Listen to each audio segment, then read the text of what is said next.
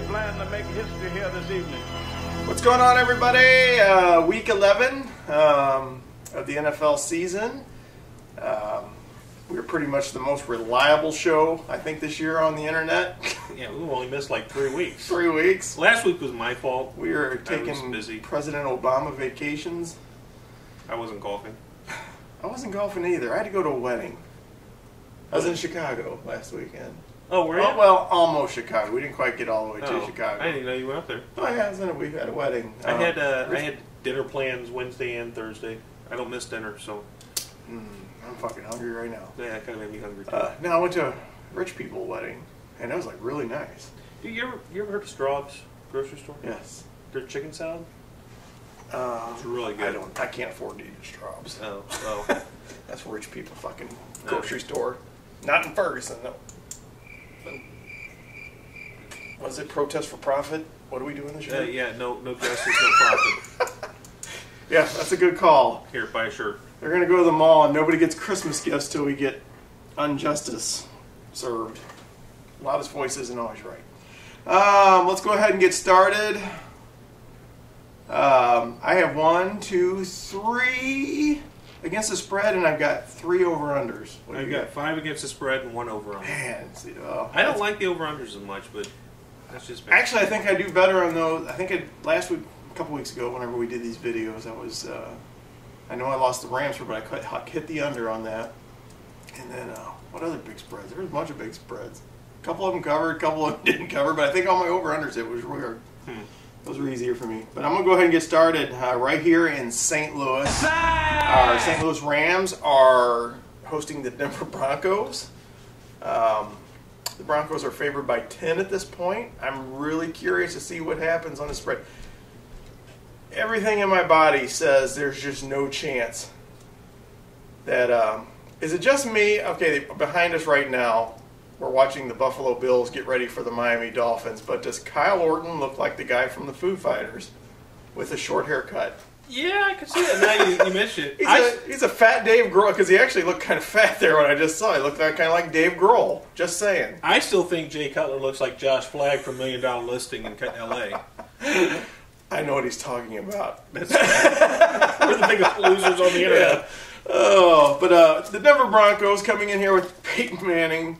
We have not that great of a secondary. It's pretty sad when E.J. Gaines is probably our best defender right now in the backfield. Yeah. And he's not that great. He's a good guy to have on the team, if you ask me. Not for a rookie, 6th-round pick. Exactly. But he's played well. It's going to be ugly, I think, here. And I just don't think, especially with the benching of Austin Davis, I think we already know what we're going to get from Sean Hill. You're going to try and get a game manager that's going to try and play keep away from the Broncos, and it's just not going to happen. Our defensive line, they're better than what we were making fun of earlier in the year when they were sitting on 4 sacks after 10 weeks. They finally got hot against San Francisco and Seattle. You're not going to have enough time to get to him, and he's going to be able to release the ball. Too many weapons. I look for this game to be close at halftime, and just like the Rams' MO, to get something fucked up happening. Next thing you know, we're down by fucking 30 in the third quarter.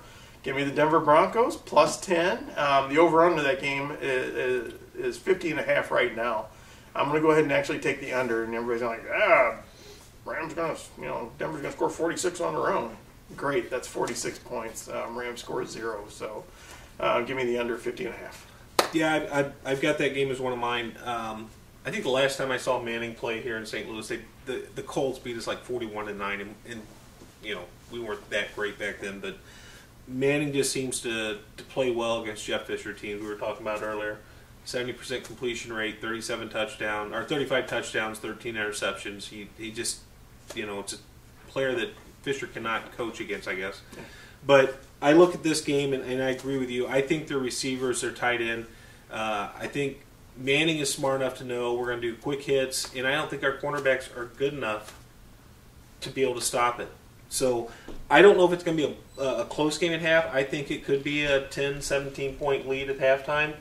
But I just I don't see any way that St. Louis, Hill, what I saw with Davis, he's a good young player, but he missed some open receivers. In that fourth quarter, the picks and the fumble. I mean, you can't have that. That was a winnable game that you were in. It's just like every quarterback going back to Mark Bolger.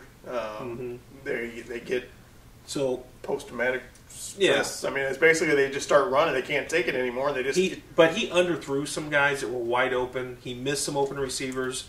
So I think Hill is going to be a better game manager. I just don't think it's enough to cover 10 here. So give me Denver. Sweet. You can go. Oh, okay. You got more of them? No, we got 6 and 6. All right. I'll do my next game. We've got Atlanta favored by 1 point going to Carolina, and I know we talked about it a little bit beforehand. I was kind of surprised. I'm like, I thought Carolina would be a favorite at home, but you look at what Carolina's done over the last several weeks, and they're not playing well. I mean, 45-21 to Philly, and it was a blowout. There were garbage points for this guy. Yeah, it was like 42-7 at one point, I think. So I look at Atlanta defensively; they've not played well. Offensively, I'm surprised. They have the weapons. I'm assuming it has to be the offensive line just not playing well because with Julio Jones, Roddy White, Matt Ryan, Jackson, even though he's probably, he's past his prime. But a good game last week. Yeah, 81 yards and a touchdown last week. I think Atlanta's going to do enough here to win this game. It's only a 1 point, so basically you're saying who's going to win this game. I think it's going to be Atlanta because Carolina's defense has not looked right this year. I know that their Hardy, their defensive player that was suspended, has really kind of changed the dynamics of that defense. So I'm going to take Atlanta here to cover 1 point. All right, next up we got Indianapolis hosting Tom Brady. Used to be on the B Daddy J Productions team. We dropped him. He just wasn't good enough to cut it on this team. That's when he blew up. That's when he blew up. You can look at it. There's a correlation between me dropping him and him getting good again. Indianapolis at home is a 2.5, I guess. I got Indy's favored by 2.5. Okay, 2.5 point favorite. We've seen 2.5, 3. I'm going to go ahead and take Indianapolis at home. I don't have any explanation other than the Patriots aren't going to be at home. I really like Andrew Luck. I like the way he plays, and I just think Indianapolis has enough defense to keep them in check. And it's just New England on the road. I mean, that's the only thing. I mean, when they're at home, they can work miracles against. They'll come. It doesn't matter who comes in there. They have a chance of beating them. Just on the road, I think they're a little bit different. Fuck Gronkowski. I can't stand him. You have him on any of your teams? Yes, I got him on 3 of my teams. I just don't like the guy. But outside of him, I can't stand him either. So, like I said, nothing special here. -2.5. Give me the Colts. I did this game also, and I went the opposite direction. Indy has played so well over the last year and a half, but I look at him, and outside of Luck, I'm like, God, this team isn't that great. I just don't see any explosion. But Luck seems to be the key guy to keep them going. And don't they have a good pass rusher? Huh? Don't they have one good pass rusher? I don't know. I honestly, that's the thing. I don't know a lot about their defense. I really don't. But I look at New England, and I just think that they're going to be able to move the ball. Granted, I know they've had some injuries at running back, but between Gronk and Edelman, I think they'll be able to go up and down the field against the Indy. And I know Indy will put up some points, but whenever I see New England as a dog, especially 2.5 points, I just don't think Indy's one of the top 2 or 3 teams in the American Conference right now. So I got to take New England in this one. I think Brady does enough to win this game. Yeah, and I think another reason when I was looking at I go to a site called Pregame, and it has all the public numbers and all that stuff. And it seemed like it was pretty heavy on New England. Mm-hmm. So I was like, I'm going to just play the numbers and play the old Vegas doesn't play to lose. So next up for me, I got Kansas City -2, and they're hosting Seattle. Who? Oh crap! Who'd they play last week? I'm like all of a sudden blanking like a motherfucker. Who did Seattle play last week? That's right, because you got 4 touchdowns, you lucky son of a bitch. Hey, we're filming! Yeah, quiet please. Seattle on the road. Kansas City has a decent defense. A lot of Jamal Charles, and I think Alex Smith is a pretty good quarterback. Probably one of the quietest, underrated quarterbacks in the league. -2, no problem. Kansas City, heavy Jamal Charles. I don't fear Seattle's defense as much as everybody in the world did a couple weeks ago. So, I didn't do that game, but the reason I didn't touch this one, there was a couple things. One, I agree with you on the Seattle defense because Brandon Mebane, whatever his name, their starting defensive tackle is out for the year now.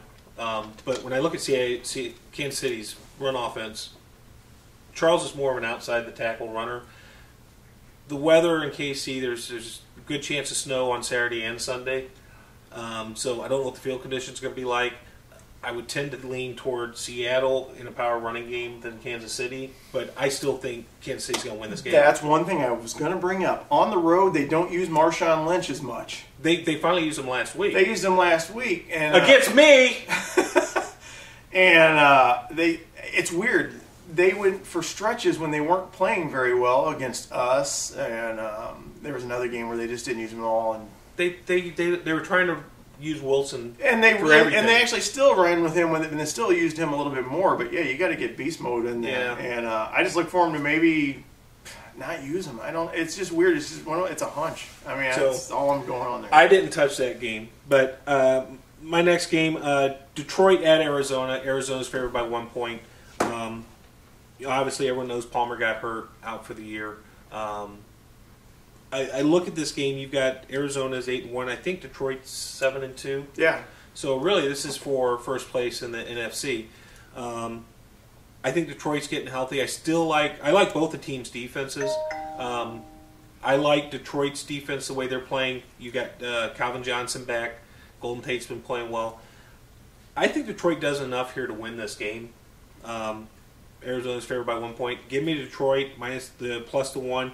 And also, I'm going to take the over on this game. I initially wanted to take the under on this, but I think both teams will do enough. I like Detroit in this game for some reason. I guess especially because I'm trying to think. Let's say guy playing quarterback, not Drew Stanton. Yeah. He played earlier and he played well. I mean, got him a few wins, but I don't think he went against a defense like he's going to see that can get to the quarterback like Detroit. Yeah, the front seven. So that might be a big factor, even though Detroit's on the road, which they are on the road, right? Yeah. Yeah, I don't think they play that well on the road. Mm-hmm. Also, in the Kansas City-Seattle game, 42 is the number. I'll take the under on that. Look for a lot of just boring football. I mean, you're going to see a lot of midfield just back and forth. Holy cow, especially is that Buffalo now? Yeah. And there was like a lot of snow in Buffalo.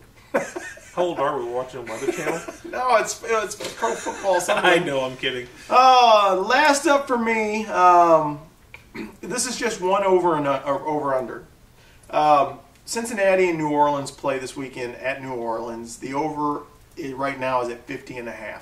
Now, if you were to see that number change dramatically, 97% of the public's on the over on that right now.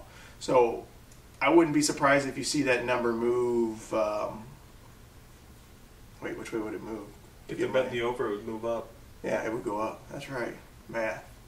So if you see that number change dramatically, you might want to take the under on that. So, like I said, a lot of money's on the over right now.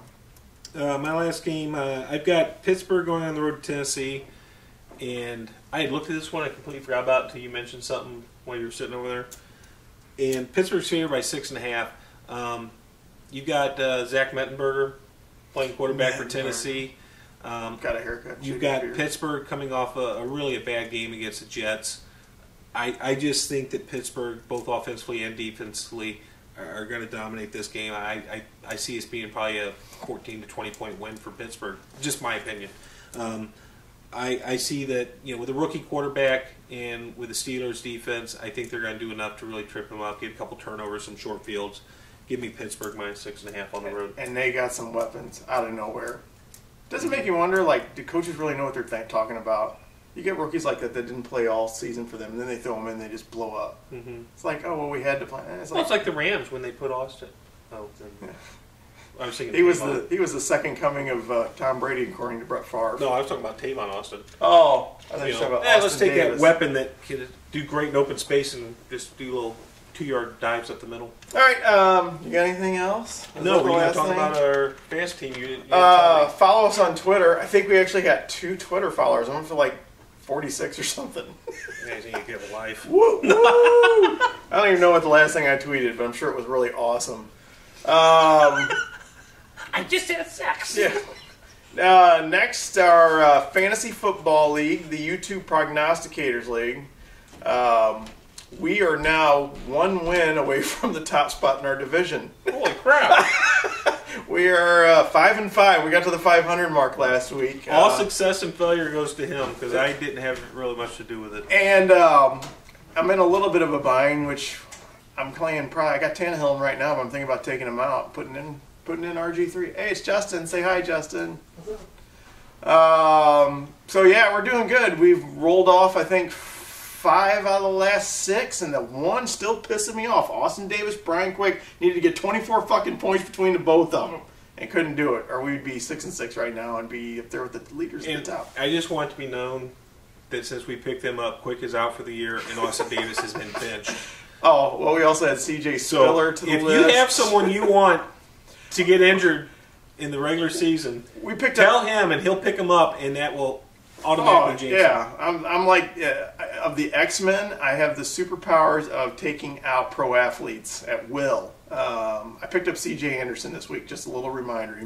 I wish you could have picked up Peyton Manning and Marshawn Lynch last week. I actually have Marshawn Lynch. He is...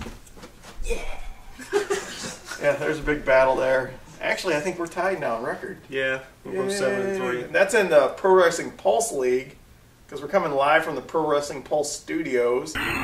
Big Survivor Series coming up here in St. Louis in the next week and a half or so, if the riots don't shut it down. This is also my sister's bedroom. Say hi, Jill. Hi. My sister has moved here from, what's their team down there? The Saints Country. She come from Mississippi. She's living here now. We're a couple people shy of being called the Gonzalez and the Rodriguez now. So that's all we got this week. Rambling on a little long, but nobody ever makes it this far in the videos anyway. So Yeah. All right, we'll see you guys maybe next week. Maybe.